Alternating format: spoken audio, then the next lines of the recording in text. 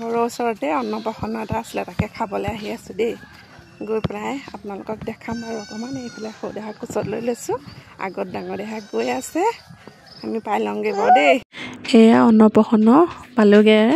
গৈ পাই দেখিছোঁ ছোৱালীক ভাত খুৱাই আছে, সকলোবোৰ মানুহ আছে, আমিও অকণমান তাতে ৰ'লোগৈ। ছোৱালীয়ে ইমান কান্দিছে, গৰমেই উঠিছেনে ভয়ে খাইছে, ধৰি পৰি পোৱা নাই। এইফালে বেলুনকেইটা ইমান ধুনীয়াকৈ লগাই দিছে। অকণমান বহাৰ পিছত ভাত খুৱাবলৈ মাতিলে ল'ৰা ছোৱালীবিলাকক। আমাৰ দেহাও গ'ল, মানে সৰু দেহাও গ'ল ভাত খাবলৈ। সৰু দেহাই আকৌ ভাত নিজে খাব নাজানে কাৰণে ময়ো লগতে গ'লোঁ তাক ভাতকেইটা খুৱাই দিবলৈ। এইফালে এয়া ভাত নিজে খাব লাগে, মানে গোটেই লেতেৰা কৰি পেলাই নিজে খালে। এইফালে মাছ মাংস ডিম সকলোখিনি আছিলে।